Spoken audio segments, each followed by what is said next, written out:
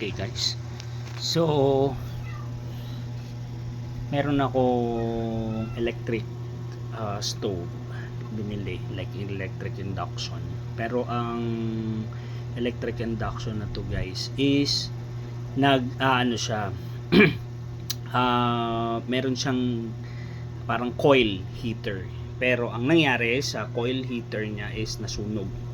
Yan, nasunog. So syempre nag-order ako sa tindahan ni Aling Nena.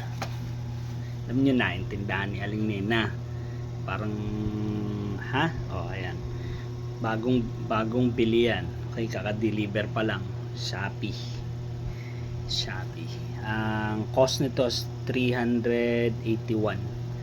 Okay, so since ayoko na ng maraming basura, tsaka gusto kong makatulong sa mamamayang Pilipino dahil sa mga basura, sige, aayusin na lang natin.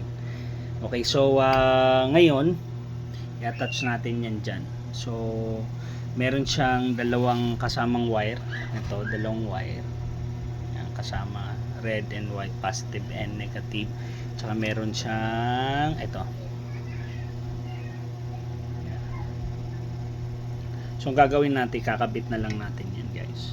Okay, so ang problema kasi kapag nasunog na yan, ito nasunog na, umaandar lang siya pero wala na, hindi na siya magagamit.